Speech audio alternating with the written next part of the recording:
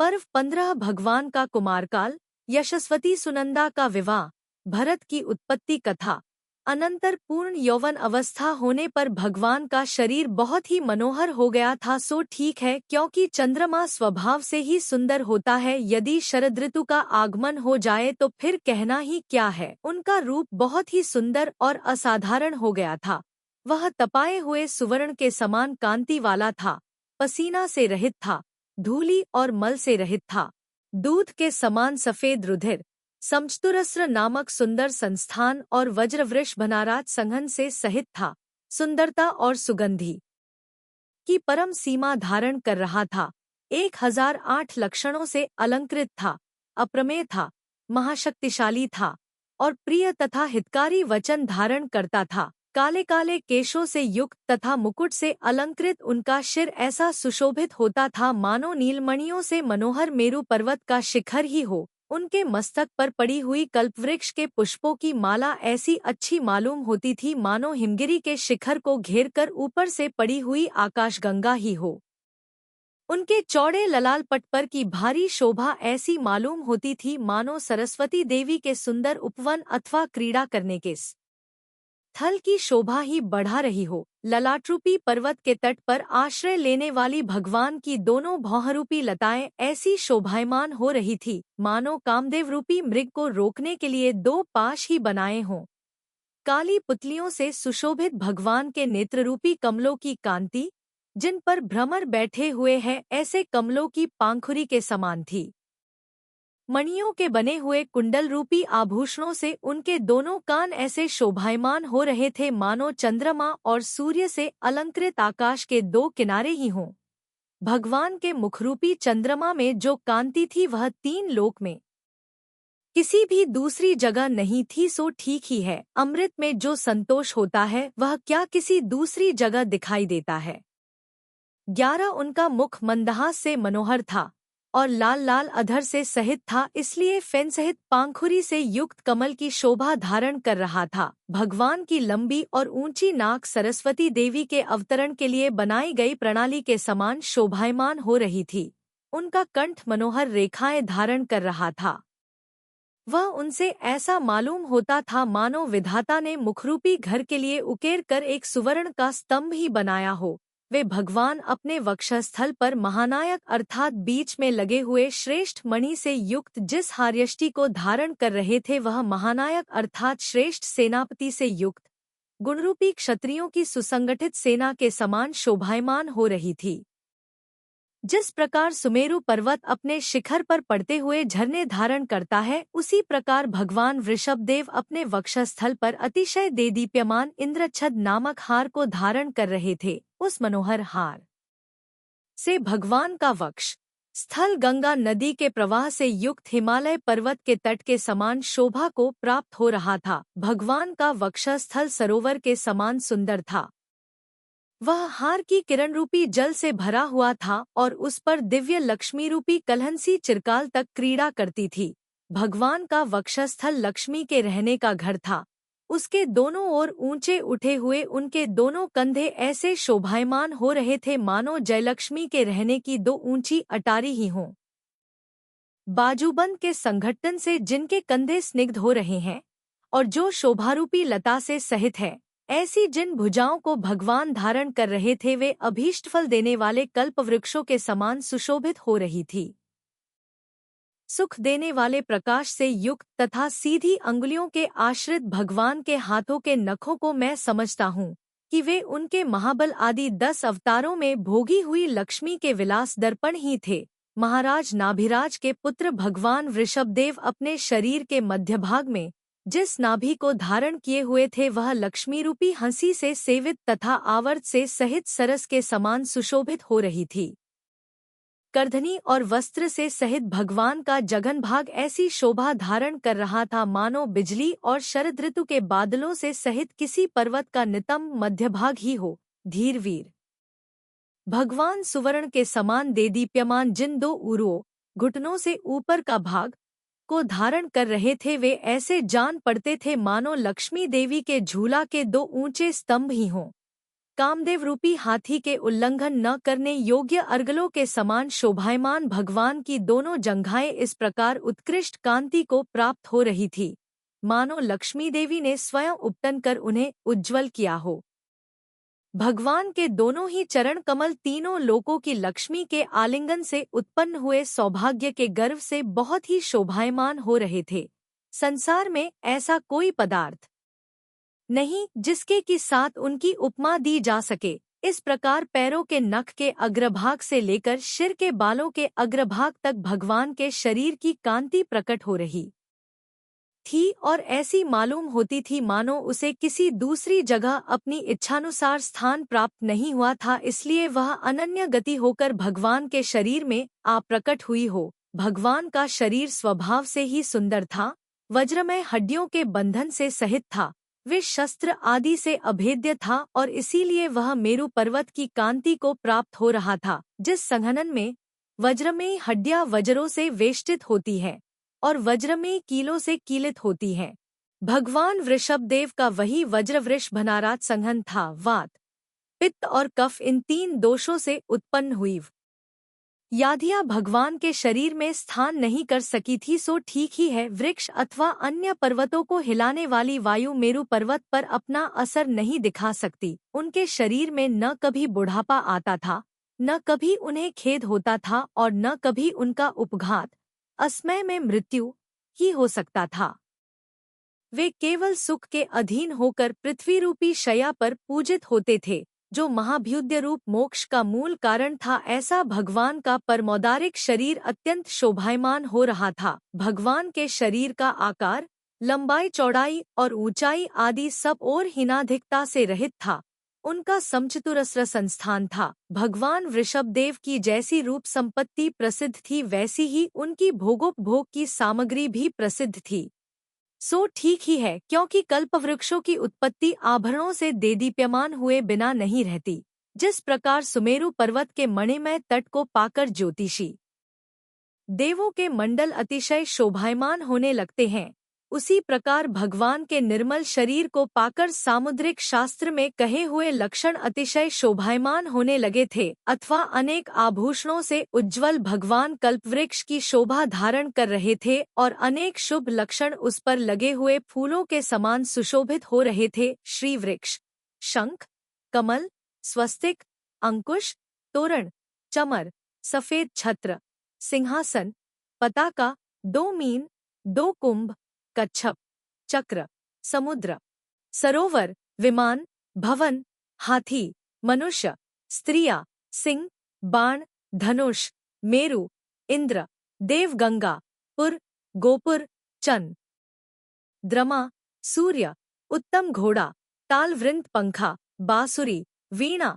मृदंग, मालाएं, रेशमी वस्तु, दुकान, कुंडल को आदि लेकर चमकते हुए चित्र विचित्र आभूषण, फल सहित उपवन, पके हुए वृक्षों से सुशोभित खेत, रत्नद्वीप, वज्र, पृथ्वी, लक्ष्मी, सरस्वती, कामधेनु, वृषभ, चूड़ामणि, महानिधिया, कलपलता, सुवर्ण, जम्बूद्वीप, गरुड़, नक्षत्र, तारे, राजमहल, सूर्यादिक ग्रह, सिद्धार्थ वृक्ष, 8 प्रातिहार्य और 8 मंगल द्रव्य, इन्हें आदि लेकर 108 लक्षण और मसूरिका आदि 900 व्यंजन भगवान के शरीर में विद्यमान थे। इन मनोहर और श्रेष्ठ लक्षणों से व्याप्त हुआ भगवान का शरीर ज्योतिषी देवों से भरे हुए आकाशरूपी आंगन की तरह शोभायमान हो रहा था। चूंकि उन लक्षणों को भगवान का निर्मल शरीर स्पर्श करने के लिए प्राप्त हुआ था, इसलिए जान पड़ता है कि उन लक्षणों के अंतर्लक्षण कुछ शुभ अवश्य थे। रागद्वेष रहित जगद्गुरु भगवान वृषभदेव के अतिशय कठिन मनरूपी घर में लक्ष्मी जिस प्रकार बड़ी कठिनाई से अवकाश पा सकी थी। भावार्थ, भगवान स्वभाव से ही वितराग थे। राज्य लक्ष्मी को प्राप्त करना अच्छा नहीं समझते थे। भगवान को 2 स्त्रियां ही अत्यंत प्रिय थीं, एक तो सरस्वती और दूसरी कल्पांतकाल तक स्थिर रहने वाली कीर्ति। लक्ष्मी विद्युतलता के समान चंचल होती है, इसलिए भगवान उस पर बहुत थोड़ा प्रेम रखते थे। भगवान के रूपलावण्य, यौवन आदि गुणरूपी पुष्पों से आकृष्ट हुए मनुष्यों के नेत्ररूपी भौंदरे दूसरी जगह कहीं भी रमण नहीं करते थे, आनंद नहीं पाते थे। किसी एक दिन महाराज नाभिराज भगवान की यौवन अवस्था का प्रारंभ देखकर अपने मन में उनके विवाह करने की चिंता इस प्रकार करने लगे कि यह देव अतिशय सुंदर शरीर के धारक हैं। इनके चित्त को हरण करने वाली कौन सी सुंदर स्त्री हो सकती है? कदाचित इनका चित्तहरण करने वाली सुंदर स्त्री मिल भी सकती है, परंतु इनका विषयराग अत्यंत मंद है, इसलिए इनके विवाह का प्रारंभ करना ही कठिन कार्य है। और दूसरी बात यह है कि इनका धर्मतीर्थ की प्रवृत्ति करने में भारी उद्योग है, इसलिए ये नियम से सब परिग्रह छोड़कर मत्तहस्ती की नाई वन में प्रवेश करेंगे, अर्थात वन में जाकर दीक्षा धारण करेंगे। तथापि तपस्या करने के लिए जब तक इनकी काल लब्धि आती है, तब तक इनके लिए लोक व्यवहार के अनुरोध से योग्य स्त्री का विचार करना चाहिए। इसलिए जिस प्रकार हंसी निष्पंकर अर्थात कीचड़हित मानस मानसरोवर में निवास करती है, उसी प्रकार कोई योग्य और कुलीन स्त्री इनके निष्पंक अर्थात निर्मल मानस मन में निवास करे। यह निश्चय कर लक्ष्मीमान महाराज नाभिराज बड़े ही आदर और हर्ष के साथ भगवान के पास जाकर वक्ताओं में श्रेष्ठ भगवान से शांतिपूर्वक इस प्रकार कहने लगे कि हे देव, मैं आपसे कुछ कहना चाहता हूँ, इसलिए आप सावधान होकर सुनिए। आप जगत के अधिपति हैं, इसलिए आपको जगत का उपकार करना चाहिए। हे देव, आप जगत की सृष्टि करने वाले ब्रह्मा हैं तथा स्वयंभू हैं, अर्थात अपने आप ही उत्पन्न हुए हैं। क्योंकि आपकी उत्पत्ति में अपने आप को पिता मानने वाले हम लोग छल मात्र हैं। जिस प्रकार सूर्य के उदय होने में उद्याचल निमित्त मात्र है, क्योंकि सूर्य स्वयं ही उदित होता है, उसी प्रकार आपकी उत्पत्ति होने में हम निमित्त मात्र हैं, क्योंकि आप स्वयं ही उत्पन्न हुए हैं। आप माता के पवित्र गर्भगृह में कमल रूपी दिव्य आसन पर अपनी उत्कृष्ट शक्ति स्थापन कर उत्पन्न हुए हैं, इसलिए आप वास्तव में शरीर रहित हैं। हे देव, यद्यपि मैं आपका यथार्थ में पिता नहीं हूँ, निमित्त मात्र से ही पिता कहलाता हूँ, तथापि मैं आपसे एक अब यर्थना करता हूँ। आप इस समय संसार की सृष्टि की ओर भी अपनी बुद्धि लगाइए। आप आदिपुरुष हैं, इसलिए आपको देखकर अन्य लोग भी ऐसी ही प्रवृत्ति करेंगे, क्योंकि जिनके उत्तम संतान होने वाली है, ऐसी यह प्रजा महापुरुषों के ही मार्ग का अनुगमन करती है, इसलिए है ज्ञानियों में श्रेष्ठ। आप इस संसार में किसी इष्ट कन्या के साथ विवाह करने के लिए मन कीजिए, क्योंकि ऐसा करने से प्रजा की संतति का उच्छेद नहीं होगा। प्रजा की संतति का उच्छेद नहीं होने पर धर्म की संतति बढ़ती रहेगी। इसलिए हे देव, मनुष्यों के इस अविनाशिक विवाहरूपी धर्म को अवश्य ही स्वीकार कीजिए। देव, आप इस विवाह कार्य को गृहस्थों का एक धर्म समझिए, क्योंकि गृहस्थों को संतान की रक्षा में प्रयत्न अवश्य ही करना चाहिए। यदि आप मुझे किसी भी तरह गुरु मानते हैं, तो आपको मेरे वचनों का किसी भी कारण से उल्लंघन नहीं करना चाहिए, क्योंकि गुरुओं के वचनों का उल्लंघन करना इष्ट नहीं है। इस प्रकार वचन कहकर धीरवीर महाराज नाभिराज चुप हो रहे और भगवान ने हंसते हुए ओम कहकर उनके वचन स्वीकार कर लिए, अर्थात विवाह कराना स्वीकृत कर लिया। इंद्रियों को वश में करने वाले भगवान ने जो विवाह कराने की स्वीकृति दी थी, वह क्या उनके पिता की चतुराई थी, अथवा प्रजा का उपकार करने की इच्छा थी, अथवा वैसा कोई कर्मों का नियोग ही था। तदंतर भगवान की अनुमति जानकर नाभिराज ने निःशंक होकर बड़े हर्ष के साथ विवाह का बड़ा भारी उत्सव किया। महाराज नाभिराज ने इंद्र की अनुमति से सुशील, सुंदर लक्षणों वाली, सती और मनोहर आकार वाली ही कन्या की याचना की। वे दोनों कन्याएं कच्छ महाकच्छ की बहनें थीं, बड़ी ही शांत और यौवनवती थीं। यशस्वी और सुनंदा उनका नाम था। उन्हीं दोनों कन्याओं के साथ नाभिराज ने भगवान का विवाह कर दिया। श्रेष्ठ गुणों को धारण करने वाले भगवान वृषभदेव विवाह कर रहे हैं। इस हर्ष से देवों ने प्रसन्न होकर अनेक उत्तमोत्तम उत्सव किए थे। महाराज नाभिराज अपने परिवार के लोगों के साथ दोनों पुत्रवधुओं को देखकर भारी संतुष्ट हुए। सो ठीक ही है, क्योंकि संसारी जनों को विवाह आदि लौकिक धर्म ही प्रिय होता है। भगवान वृषभदेव के विवाहोत्सव में मरुदेवी बहुत ही संतुष्ट हुई थी। सो ठीक ही है, पुत्र के विवाहोत्सव में स्त्रियों को अधिक प्रेम होता ही है। जिस प्रकार चंद्रमा की कला से लहरों की माला से भरी हुई समुद्र की बेला बढ़ने लगती है, उसी प्रकार भाग्योदय से प्राप्त होने वाली पुत्र की विवाहोत्सव रूप संपदा से मरुदेवी बढ़ने लगी थी। भगवान के विवाहोत्सव में सभी लोग आनंद को प्राप्त हुए थे, सो ठीक ही है। मनुष्य स्वयं ही भोगों की तृष्णा रखते हैं, इसलिए वे स्वामी को भोग स्वीकार करते देखकर उन्हीं का अनुसरण करने लगते हैं। भगवान का वह विवाहोत्सव केवल मनुष्यलोक की प्रीति के लिए ही नहीं हुआ था, किंतु उसने स्वर्गलोक में भी भारी प्रीति को विस्तृत किया था। भगवान वृषभदेव की दोनों महादेवियां उत्कृष्ट उरुओं, सुंदर जंघाओं और कोमल चरणकमलों से सहित थी। यद्यपि उनका सुंदर कटिभाग अधर अर्थात नीचा था, पक्ष में नाभि से नीचे रहने वाला था, तथापि उससे संयुक्त शरीर के द्वारा उन्होंने समस्त संसार को जीत लिया था। वे दोनों ही देवियां अत्यंत सुंदर थीं। उनका उदर कृश था और उस कृश उदर पर वे जिस पतली रोमराजी को धारण कर रही थी वह ऐसी जान पड़ती थी मानो कामदेव रूपी मदोन्मत्त हाथी के मद की अग्रधारा ही हो। वे देवियां जिस नाभि को धारण कर रही थी वह ऐसी जान पड़ती थी मानो कामरूपी रस की कूपिका ही हो अथवा रोमराजरूपी लता के मूल में चारों ओर से बंधी हुई पाल ही हो। जिस प्रकार कमलिनी कमल पुष्प की बोड़ियों को धारण करती है, उसी प्रकार वे देवियां स्तनरूपी कमल की बोड़ियों को धारण कर रही थी। कमलिनियों के कमल जिस प्रकार एक नाल से सहित होते हैं, उसी प्रकार उनके स्तनरूपी कमल भी रोमराजरूपी एक नाल से सहित थे और कमलों पर जिस प्रकार भौंरे बैठते हैं, उसी प्रकार उनके स्तनरूपी कमलों पर भी चूचुकरूपी भौंरे बैठे हुए थे। इस प्रकार वे दोनों ही देवियां ठीक कमलिनियों के समान सुशोभित हो रही थी।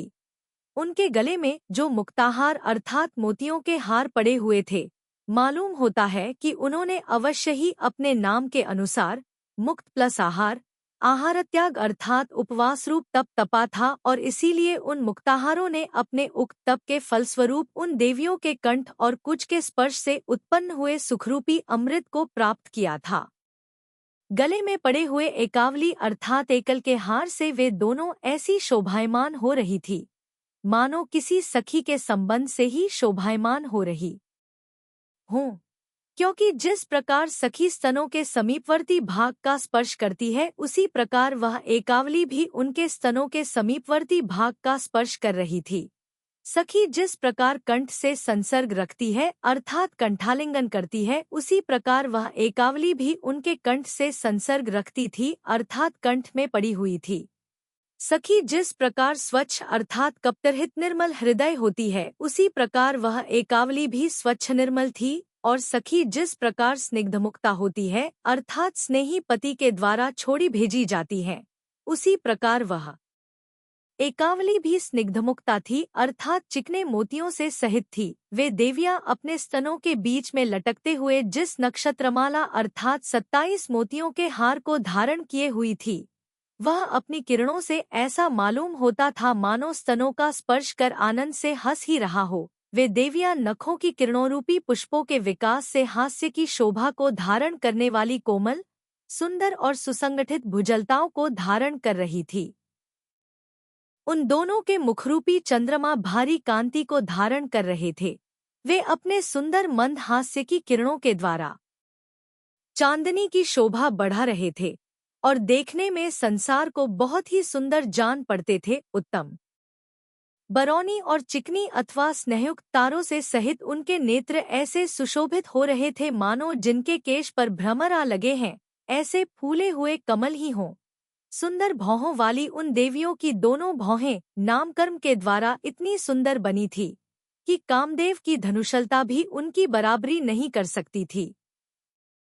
उन महादेवियों के कान नीलकमल रूपी कर्णभूषणों से ऐसी शोभा धारण कर रहे थे मानो नेत्ररूपी कमलों की अतिशय लंबाई को परस्पर में नापना ही चाहते थे। वे देवियां अपने ललाट तट पर लटकते हुए जिन अलकों को धारण कर रही थी, वे सुवर्ण पट्टक के किनारे पर जड़े हुए इंद्रनील मणियों के समान अत्यंत सुशोभित हो रहे थे, जिन पर की पुष्प मालाएं ढीली होकर नीचे की ओर लटक रही थी। ऐसे उन देवियों के केशपाशों के विषय में लोग ऐसी उत्प्रेक्षा करते थे कि मानो कोई काले सांप सफेद सांप को निगलकर फिर से उगल रहे हों। इस प्रकार स्वभाव से मधुर और आभूषणों से उज्ज्वल आकृति को धारण करने वाली वे देवियां कांतिमती कल्पलताओं की शोभा धारण कर रही थी। इन दोनों के उस सुंदर रूप को देखकर लोगों की यही बुद्धि होती थी कि वास्तव में इन्होंने अपने आप को स्त्री मानने वाली देवांगनाओं को जीत लिया है। वरों में उत्तम भगवान वृषभदेव उन देवियों से ऐसे शोभायमान हो रहे थे मानो कीर्ति और लक्ष्मी से ही शोभायमान हो रहे हों, और वे दोनों भगवान से इस प्रकार मिली थी जिस प्रकार की महानदियां समुद्र से मिलती हैं। वे देवियां बड़ी ही रूपवती थी, कांतिमती थी, सुंदर थी और समस्त जगत को जीतने की इच्छा करने वाले कामदेव की पताका के समान थी, और इसीलिए ही उन्होंने भगवान वृषभदेव का मन हरण कर लिया था। जिस प्रकार बीच में लगा हुआ कांतिमान पद्मरागमणि हार्यष्टियों के मध्यभाग को अनुरंजित अर्थात लाल वर्ण कर देता है, उसी प्रकार उत्कृष्ट कांति या इच्छा से युक्त भगवान वृषभदेव ने भी उन देवियों के मन को अनुरंजित प्रसन्न कर दिया था। यद्यपि कामदेव भगवान वृषभदेव के सामने अनेक बार अपमानित हो चुका था, तथापि वह गुप्त रूप से अपना संचार करता ही रहता था।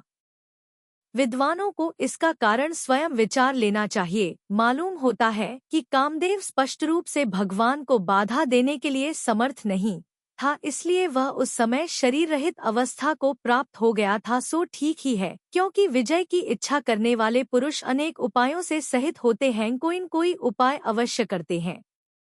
अथवा कामदेव शरीर रहित होने के कारण इन देवियों के शरीर में प्रविष्ट हो गया था और वहां किले के समान स्थित होकर अपने बाणों के द्वारा भगवान को घायल करता था।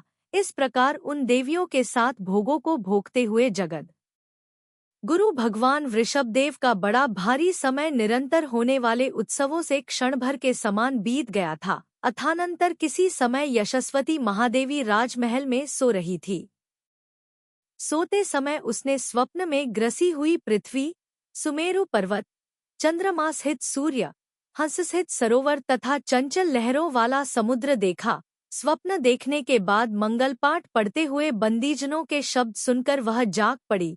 उस समय बंदीजन इस प्रकार मंगलपाठ पढ़ रहे थे कि हे दूसरों का कल्याण करने वाली और स्वयं सैकड़ों कल्याणों को प्राप्त होने वाली देवी, अब तू जाग, क्योंकि तू कमलिनी के समान शोभा धारण करने वाली है, इसलिए यह तेरा जागने का समय है। भावार्थ, जिस प्रकार यह समय कमलिनी के जागृत विकसित होने का है, उसी प्रकार तुम्हारे जागृत होने का भी है। हे मात, पृथ्वी, मेरु, समुद्र, सूर्य, चंद्रमा और सरोवर आदि जो अनेक मंगल करने वाले शुभ स्वप्न देखे हैं, वे तुम्हारे उरानंद के लिए हों। हे देवी, यह चंद्रमारूपी हंस चिरकाल तक आकाश रूपी सरोवर में अंधकार रूपी शैवाल को खोजकर अब खेत खिन्न होने से ही मानो अस्ताचल रूपी वृक्ष का आश्रय ले रहा है, अर्थात अस्त हो रहा है। ये तारारूपी हंसियां आकाश रूपी सरोवर में चिरकाल तक तैरकर अब मानो निवास करने के लिए ही ताचल के शिखरों का आश्रय ले रही हैं, अस्त हो रही हैं। हे देवी, यह चंद्रमा कांतिरहित हो गया है। ऐसा मालूम होता है कि रात्रि के समय चकवियों ने निद्रा के कारण लाल वर्ण हुए नेत्रों से इसे ईर्ष्या के साथ देखा है, इसलिए मानो उनकी दृष्टि के दोष से ही दूषित होकर यह कांतिरहित हो गया है। हे देवी, अब यह रात्रि भी अपने नक्षत्र रूपी वन को चांदनी रूपी वस्त्र में लपेटकर भागी जा रही है। ऐसा मालूम होता है मानो वह आगे गए हुए बीते हुए प्रहरों के पीछे ही जाना चाहती हो। इस ओर यह चंद्रमा अस्त हो रहा है और इस ओर सूर्य का उदय हो रहा है। ऐसा जान पड़ता है मानो ये संसार की विचित्रता का उपदेश देने के लिए ही उद्यत हुए हों।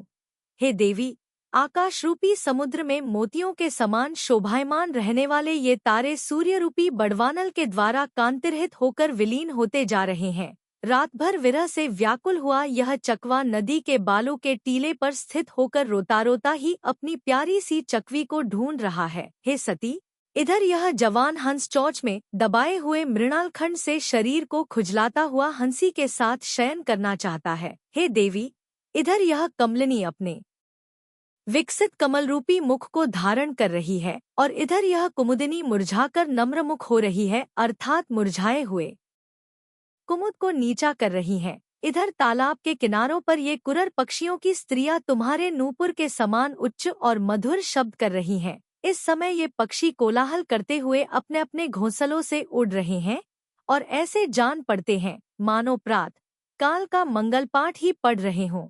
इधर प्रातःकाल का समय पाकर ये दीपक कंचुकियों, राजाओं के अंतःपुर में रहने वाले वृद्ध या नपुंसक पहरेदारों के साथ साथ ही मंदता को प्राप्त हो रहे हैं, क्योंकि जिस प्रकार कंचुकी स्त्रियों के संस्कार से रहित होते हैं, उसी प्रकार दीपक भी प्रातःकाल होने पर स्त्रियों के द्वारा की हुई सजावट से रहित हो रहे हैं। और कंचुकी जिस प्रकार परीक्षीण दशा अर्थात वृद्ध अवस्था को प्राप्त होते हैं, उसी प्रकार दीपक भी परीक्षीण दशा अर्थात क्षीण बत्ती वाले हो रहे हैं।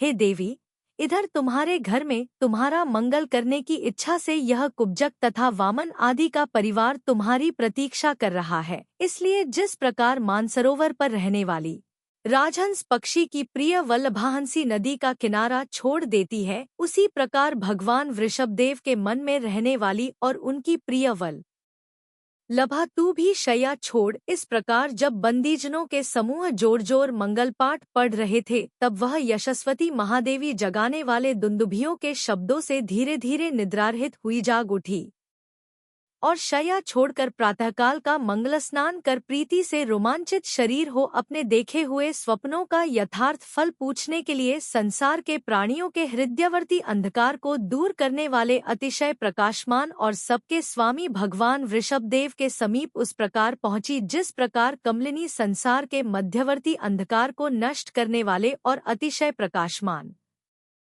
सूर्य के सम्मुख पहुंचती है। भगवान के समीप जाकर वह महादेवी अपने योग्य सिंहासन पर सुखपूर्वक बैठ गई। उस समय महादेवी साक्षात लक्ष्मी के समान सुशोभित हो रही थी।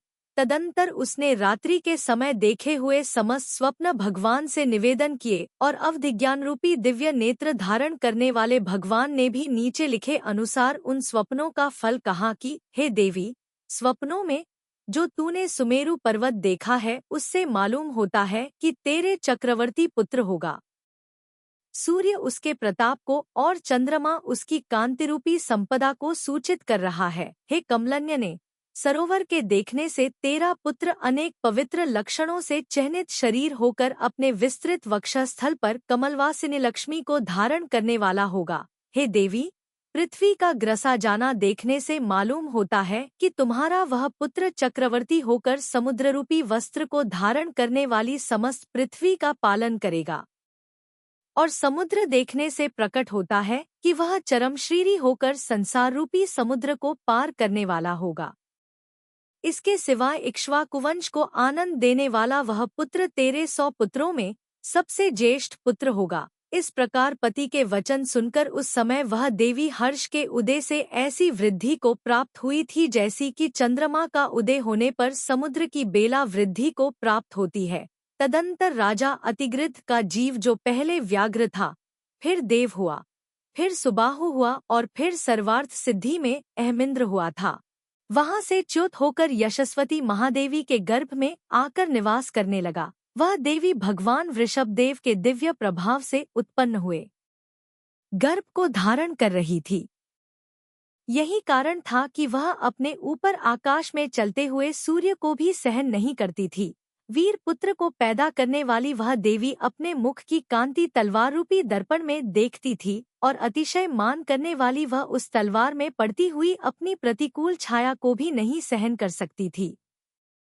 जिस प्रकार वर्षा का समय आने पर मयूर जल से भरी हुई मेघमाला को बड़ी ही उत्सुक दृष्टि से देखते हैं, उसी प्रकार भगवान वृषभदेव भी उस गर्भिणी यशस्वती देवी को बड़ी ही उत्सुक दृष्टि से देखते थे। वह यशस्वती देवी जिसके गर्भ में रत्न भरे हुए हैं, ऐसी भूमि के समान, जिसके मध्य में फल लगे हुए हैं, ऐसी बेल के समान, अथवा जिसके मध्य में सूर्य रूपी तेज छिपा हुआ है, ऐसी पूर्व दिशा के समान अत्यंत शोभा को प्राप्त हो रही थी। वह रत्नखचित पृथ्वी पर हंसी की तरह नुपुरों के उदार शब्दों से मनोहर शब्द करती हुई मंद मंद गमन करती थी। मणियों से जड़ी हुई जमीन पर स्थिरतापूर्वक पैर रखकर मंदगति से चलती हुई वह यशस्वती ऐसी जान पड़ती थी मानो पृथ्वी हमारे ही भोग के लिए है, ऐसा मानकर उस पर मुहर ही लगाती जाती थी।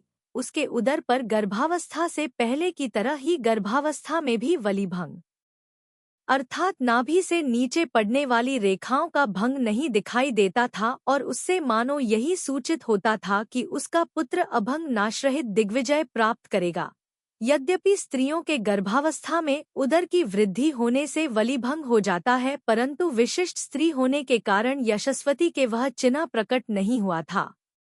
गर्भधारण करने पर उसके स्तनों का अग्रभाग काला हो गया था और उससे यही सूचित होता था कि उसके गर्भ में स्थित रहने वाला बालक अन्य शत्रुओं की उन्नति को अवश्य ही जला देगा, नष्ट कर देगा। परम उत्कृष्ट दोहला उत्पन्न न होना, आहार में रुचि का मंद पड़ जाना, आलस्य सहित गमन करना, शरीर को शिथिल कर जमीन पर सोना, मुख का गालों तक कुछ कुछ सफेद हो जाना, आलस भरे नेत्रों से देखना, अधरों का कुछ सफेद और लाल होना और मुख से मिट्टी जैसी सुगंध आना। इस प्रकार यशस्वती के गर्भ के सब चिन्ह भगवान वृषभदेव के मन को अत्यंत प्रसन्न करते थे और शत्रुओं की शक्तियों को शीघ्र ही विजय करता हुआ वह गर्भ धीरे धीरे बढ़ता जाता था, जिसका मंडल देदीप्यमान तेज से परिपूर्ण है और जिसका उदय बहुत ही बड़ा है। ऐसे सूर्य को जिस प्रकार पूर्व दिशा उत्पन्न करती है, उसी प्रकार 9 महीने व्यतीत होने पर उस यशस्वती महादेवी ने देदीप्यमान तेज से परिपूर्ण और महापुण्यशाली पुत्र को उत्पन्न किया। भगवान वृषभदेव के जन्म समय में जो शुभ दिन, शुभ लग्न, शुभ योग, शुभ चंद्रमा और शुभ नक्षत्र आदि पड़े थे, वे ही शुभ दिन आदि उस समय भी पड़े थे।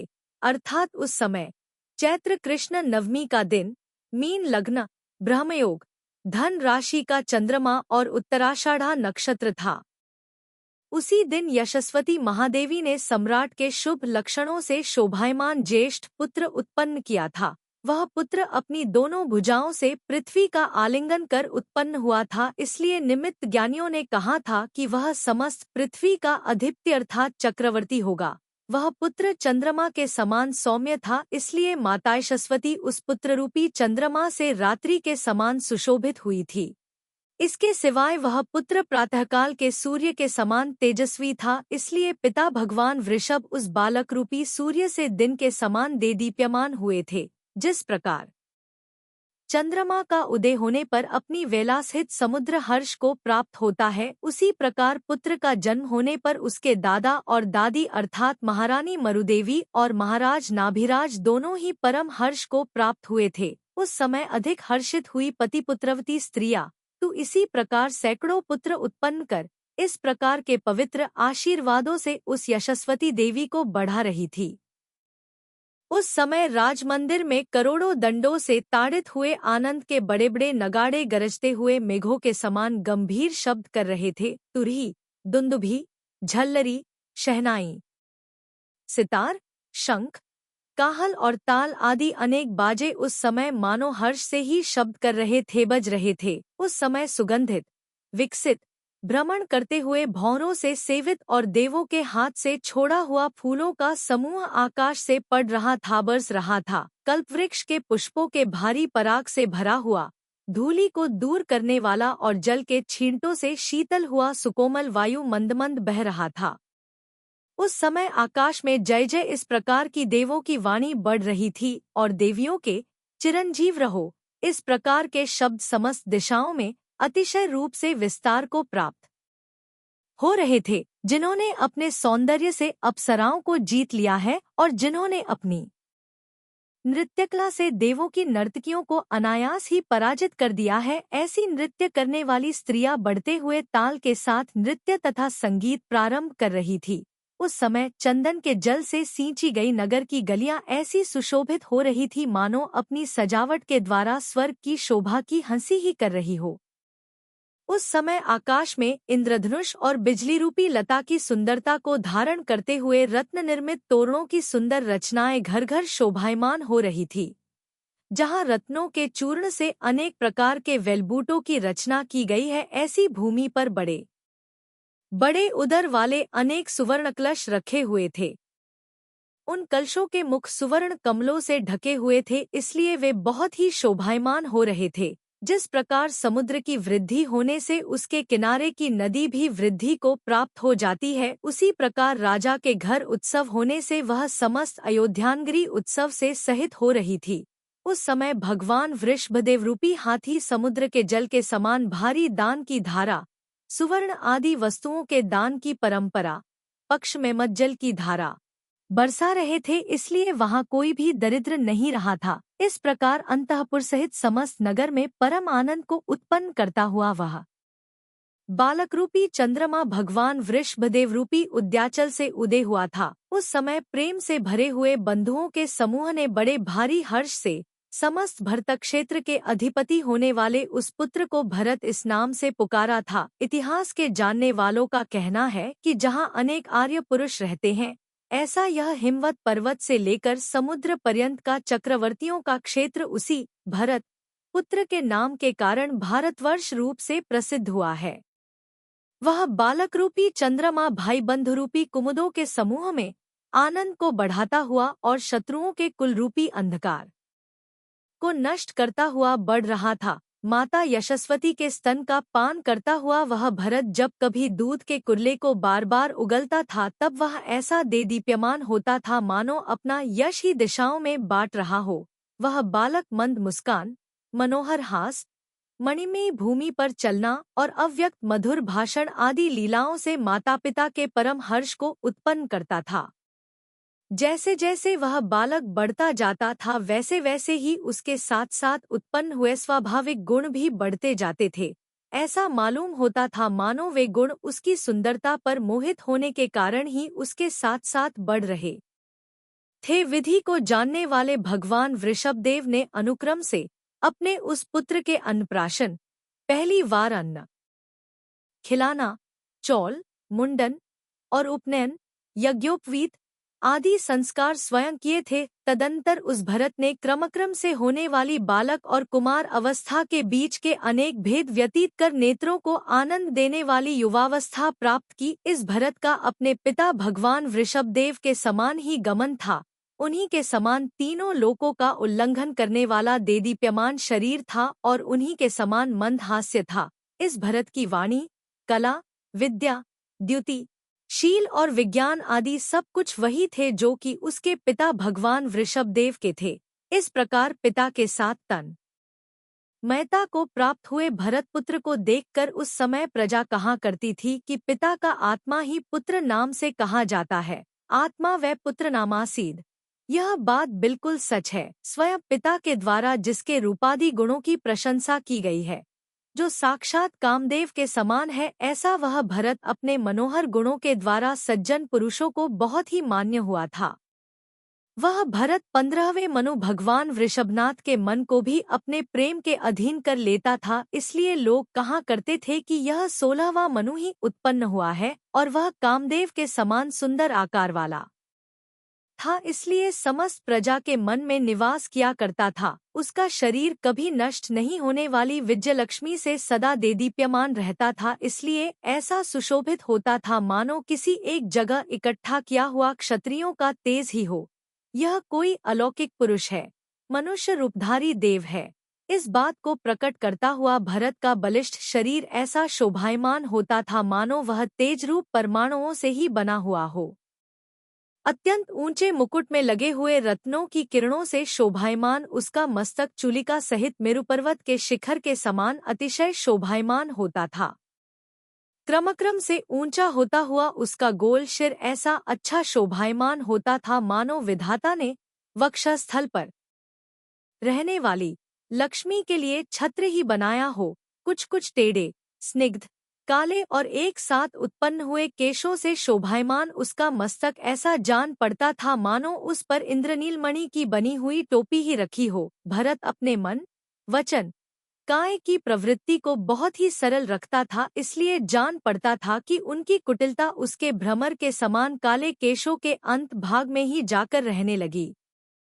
दांतों की किरणों रूपी केशर से सहित और सुगंधित श्वासोच्छ्वास के पवन द्वारा भ्रमरों का आह्वान करने वाला उसका प्रफुल्लित मुख कमल बहुत ही शोभायमान होता था, अथवा उसका मुख पूर्ण चंद्रमंडल की शोभा धारण कर रहा था, क्योंकि जिस प्रकार पूर्ण चंद्रमंडल के देखने से सुख होता है, उसी प्रकार उसका मुख देखने से भी सबको सुख होता था। जिस प्रकार पूर्ण चंद्रमंडल अखंड गोलाई से सहित होता है, उसी प्रकार उसका मुख भी अखंड गोलाई से सहित था, और जिस प्रकार पूर्ण चंद्रमंडल अखंड कांति से युक्त होता है, उसी प्रकार उसका मुख भी अखंड कांति से युक्त था। चारों ओर दांतों की किरणों रूपी चांदनी को फैलाता हुआ उसका मुखरूपी चंद्रमा कर्णभूषण की देदीप्यमान किरणों के गोल परिमंडल से बहुत ही शोभायमान होता था। सूर्य में दीप्ति, चंद्रमा में कांति और कमल में विकास, इस प्रकार ये सब गुण अलग अलग रहते हैं, परंतु भरत के मुख पर वे सब गुण सहयोगिता को प्राप्त हुए थे, अर्थात साथ साथ विद्यमान रहते थे। चंद्रमा क्षय से सहित है और कमल प्रत्येक रात्रि में संकोच को प्राप्त होता रहता है, परंतु उसका मुख सदा विकसित रहता था और कभी संकोच को प्राप्त नहीं होता था, पूर्ण रहता था। इसलिए उसकी उपमा किसके साथ दी जाए, उसका मुख सर्वथा अनुपम था। ऐसा मालूम होता है कि उसका मुख कमल सदा विकसित रहने वाली लक्ष्मी से मानो हार ही गया था, अतएव वह वन अथवा जल में निवास करने के लिए प्रस्थान कर रहा था। पटबंध के उचित और अतिशय कांतियुक्त उसके ललाट के बनने में अवश्य ही सूरज की किरणें सहायक सिद्ध हुई थी। शोभायमान कांति से युक्त उसके दोनों कपोल देखकर चंद्रमा अवश्य ही पराजित हो गया था, और इसलिए ही मानो विरक्त होकर वह सकलंग अवस्था को प्राप्त हुआ था। उसकी दोनों बहुरूपी सुंदर लताएं ऐसी अच्छी शोभा धारण कर रही थी, मानो जगत को जीतने के समय कामदेव के द्वारा फहराई हुई पताकाएं ही हो। उसके नेत्ररूपी नीलकमलों का विकास मुखरूपी आंगन में पड़े हुए फूलों के उपहार के समान शोभायमान हो रहा था तथा समस्त दिशाओं को चित्र विचित्र कर रहा था, और इसीलिए वह आनंद को विस्तृत कर अतिशय प्रसिद्ध हो रहा था। उसके चंचल कटाक्षों की आभा ने श्रवण क्रिया से युक्त, पक्ष में उत्तमोत्तम शास्त्रों के ज्ञान से युक्त उसके दोनों कानों का उल्लंघन कर दिया था। सो ठीक ही है, चंचल अथवा सतृष्ण हृदय वाले प्राय किसका उल्लंघन नहीं करते, अर्थात सभी का उल्लंघन करते हैं। कामदेव के बाणों के समान उसके अर्धनेत्रों, कटाक्षों के अवलोकन से हृदय में घायल हुई स्त्रियां शीघ्र ही अतिशय रक्त हो जाती थी। भावार्थ, जिस प्रकार बाण से घायल हुई स्त्रियां अतिशय रक्त अर्थात अत्यंत खून से लाल लाल हो जाती हैं, उसी प्रकार उसके आधे खुले हुए नेत्रों के अवलोकन से घायल हुई स्त्रियां अतिशय रक्त अर्थात अत्यंत आसक्त हो जाती थी। वह गालों के समीप भाग तक लटकने वाले रत्नमय कुंडलों के जोड़े से ऐसा शोभायमान होता था, मानो शास्त्र और अर्थ की तुलना का प्रमाण ही करना चाहता हो। कुछ नीचे की ओर झुकी हुई और तोते की चोंच के समान लालवर्ण उसकी सुंदर नाक ऐसी शोभायमान हो रही थी, मानो कामदेव रूपी अग्नि को प्रज्वलित करने के लिए फूंकने की नाली ही हो।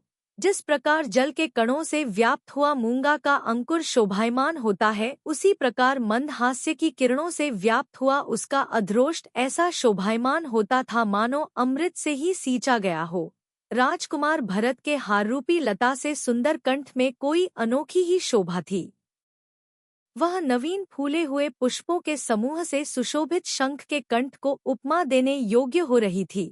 कंठाभरण में लगे हुए रत्नों की किरणों से भरा हुआ उसका वक्षस्थल हाररूपी वेल से घिरे हुए रत्नद्वीप की शोभा धारण कर रहा था। वह अपनी भुजारूप खंभों के पर्यंत भाग में लटकती हुई जिस हाररूपी लता को धारण कर रहा था, वह ऐसी मालूम होती थी मानो लक्ष्मी देवी के झूला की लता रस्सी ही हो।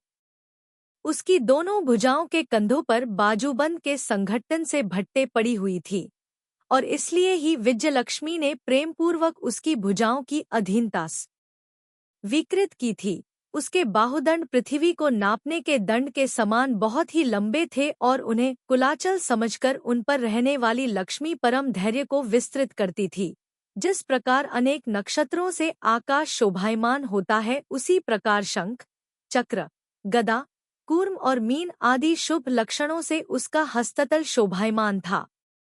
कंधे पर लटकते हुए यज्ञोपवीत से वह भरत ऐसा सुशोभित हो रहा था जैसा कि ऊपर बहती हुई गंगा नदी के प्रवाह से हिमालय सुशोभित रहता है। उसके शरीर का ऊपरी भाग कड़े, अनंत, बाजूबंद और हार आदि अपने अपने आभूषणों से ऐसा देदीप्यमान हो रहा था मानो अपने अधोभाग की ओर हंस ही रहा हो। राजकुमार भरत के शरीर के ऊपरी भाग का जैसा कुछ वर्णन किया गया है वैसा ही उसके नीचे के भाग का वर्णन समझ लेना चाहिए, क्योंकि कल्पवृक्ष की शोभा जैसी ऊपर होती है वैसी ही उसके नीचे भी होती है। यद्यपि ऊपर लिखे अनुसार उसके अधोभाग का वर्णन हो चुका है, तथापि उद्देश्य के अनुसार पुनरुक्त रूप से उसका वर्णन फिर भी किया जाता है, क्योंकि वर्णन करते करते समूह में से किसी एक भाग का छोड़ देना भी बड़ा भारी दोष है। लावण्य रूपी रस के प्रवाह को धारण करने वाली उसकी नाभिरूपी कूपिका ऐसी सुशोभित होती थी मानो आने वाले कामदेव रूपी मदोन्मत्त हाथी का मार्ग ही हो। वह भरत श्रेष्ठ करधनी से सुशोभित सफेद धोती से युक्त जघन भाग को धारण कर रहा था, जिससे ऐसा मालूम होता था मानो इंद्रधनुष से सहित शरद ऋतु के बादलों से युक्त नितंब भाग, मध्य भाग को धारण करने वाला मेरु पर्वत ही हो। उसके दोनों ऊरु अत्यंत स्थूल और सुदृढ़ थे, उनकी लंबाई भी यथायोग्य थी और उनका वर्ण भी सुवर्ण के समान पीला था, इसलिए वे ऐसे मालूम होते थे मानो कामदेव ने अपने मंदिर में 2 खंभे ही लगाए हो। उस भरत की दोनों जंघाएं भी अतिशय मनोहर आकार वाली और सुंदर कांति की धारक थी, तथा ऐसी मालूम होती थी मानो कामदेव ने उन्हें हथियार से छीलकर गोल ही कर ली हो।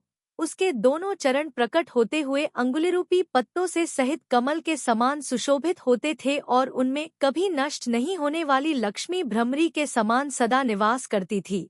उसके दोनों ही पैर ऐसे शोभायमान हो रहे थे मानो अपनी कांति से कमल की शोभा जीतकर अपने फैलते हुए नखों के प्रकाश से उसकी हंसी ही कर रहे हों। उसके चरण कमलों में चक्र, छत्र, तलवार, दंड आदि 14 रत्नों के चिन्ह बने हुए थे और वे ऐसे जान पड़ते थे मानो ये 14 रत्न लक्षणों के छल से भावी चक्रवर्ती की पहले से ही सेवा कर रहे हों। केवल उसके चरणों का पराक्रम समस्त पृथ्वी मंडल पर आक्रमण करने वाला था। फिर भला उस अभिमानी भरत के संपूर्ण शरीर का पराक्रम कौन सहन कर सकता था। उसके शरीर संबंधी बल का वर्णन केवल इतने ही से हो जाता है कि वह चरम शरीरी था, अर्थात उसी शरीर से मोक्ष जाने वाला था, और उसके आत्मा संबंधी बल का वर्णन दिग्विजय आदि बाह्य चिन्हों से हो जाता है।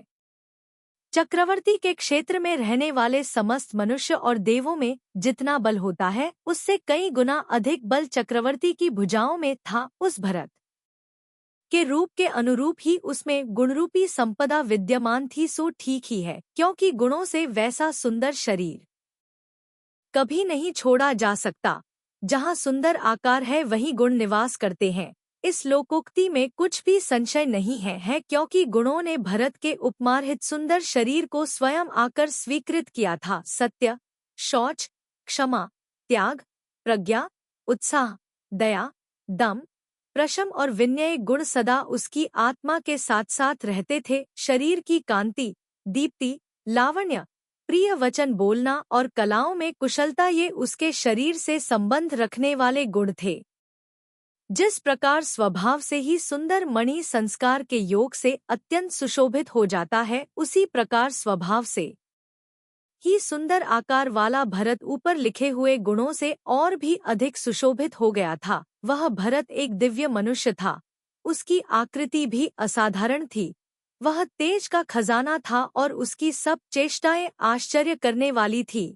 इसलिए वह लक्ष्मी के अतिशय ऊंचे पुंज के समान शोभायमान होता था। दूसरी जगह नहीं पाई जाने वाली उसकी उत्कृष्ट रूप संपदा देखकर लोग उसके पूर्वव संबंधी पुण्य संपदा की प्रशंसा करते थे। सुंदर शरीर, निरोगता, ऐश्वर्य, धन संपत्ति, सुंदरता, बल, आयु, यश, बुद्धि, सर्वप्रिय वचन और चतुरता आदि इस संसार में जितना कुछ सुख का कारण पुरुषार्थ है वह सब अभ्युदय कहलाता है, और वह सब संसारी जीवों को पुण्य के उदय से प्राप्त होता है। पुण्य के बिना किसी भी बड़े अभ्युदय की प्राप्ति नहीं होती। इसलिए जो विद्वान पुरुष अभ्युदय प्राप्त करना चाहते हैं उन्हें पहले पुण्य का संचय करना चाहिए। इस प्रकार वह भरत चंद्रमा के समान शोभायमान हो रहा था, क्योंकि जिस प्रकार चंद्रमा अपने शीतलता, सुभगता आदि गुणों से सबके आनंद की परंपरा को बढ़ाता है, उसी प्रकार वह भरत भी अपने दया, उदारता, नम्रता आदि गुणों से माता पिता तथा भाईजनों के आनंद की परंपरा को प्रतिदिन बढ़ाता रहता था। चंद्रमा जिस प्रकार लोगों की दुखमय परिस्थिति को शांत करता है, उसी प्रकार वह भरत भी लोगों की दुखमय परिस्थिति को शांत करता था। चंद्रमा जिस प्रकार समस्त पर्वतों को नीचा करने वाले पूर्वांचल से उदित होता है, उसी प्रकार वह भरत भी समस्त राजाओं को नीचा दिखाने वाले भगवान ऋषभदेव रूपी पूर्वांचल से उदित हुआ था। और चंद्रमा जिस प्रकार समस्त भूलोक को प्रकाशित करता है, उसी प्रकार भरत भी समस्त लोक को प्रकाशित करता था। अथवा वह भरत चक्ररूपी सूर्य को उदय करने वाले उद्याचल के समान सुशोभित होता था, क्योंकि जिस प्रकार उद्याचल पर्वत सुवर्णमय शिलाओं से सांद्र अवयवों से शोभायमान होता है, उसी प्रकार वह भरत भी सुवर्ण के समान सुंदर मजबूत शरीर से शोभायमान था। जिस प्रकार उद्याचल ऊंचा होता है, उसी प्रकार वह भरत भी ऊंचा, उदार था। उद्याचल जिस प्रकार स्वभाव से ही गुरुभारी होता है, उसी प्रकार वह भरत भी स्वभाव से ही गुरु श्रेष्ठ था। उद्याचल पर्वत ने जिस प्रकार अपने समीपवर्ती छोटे छोटे पर्वतों से पृथ्वी तल पर आक्रमण कर लिया है, उसी प्रकार भरत ने भी अपने पाद अर्थात चरणों से दिग्विजय के समय समस्त पृथ्वी तल पर आक्रमण किया था। उद्याचल जिस प्रकार पृथ्वी के विशाल भार को धारण करने के लिए समर्थ है, उसी प्रकार भरत भी पृथ्वी का विशाल भार धारण करने के लिए, व्यवस्था करने के लिए समर्थ था। उद्याचल जिस प्रकार अपने तटभाग पर निर्झरनों की सुंदर कांति धारण करता है, उसी प्रकार भरत भी तट के साथ स्पर्धा करने वाले अपने वक्षस्थल पर हारों की सुंदर कांति धारण करता था। और उद्याचल पर्वत जिस प्रकार देदीप्यमान शिखरों से सुशोभित रहता है, उसी प्रकार वह भरत भी अपने प्रकाशमान मुकुट से सुशोभित रहता था। जिन्हें अरहंत पद की लक्ष्मी प्राप्त होने वाली है, ऐसे भगवान वृषभदेव नेत्रों को आनंद देने वाले, अत्यंत सुंदर और असाधारण भरत के मुख को देखते हुए कानों को सुख देने वाले तथा विन्यसित कहे हुए उसके मधुर वचनों को सुनते हुए प्रणाम करने के बाद उठे हुए भरत का बार बार आलिंगन कर उसे अपनी गोद में बैठाते हुए परम संतोष को प्राप्त होते थे। इस प्रकार आर्ष नाम से प्रसिद्ध भगवत जिनसेनाचार्य प्रणीत त्रिषष्ट लक्षण महापुराण संग्रह में भगवान का कुमारकाल, यशस्वती और सुनंदा का विवाह तथा भरत की उत्पत्ति का वर्णन करने वाला 15वां पर्व समाप्त हुआ।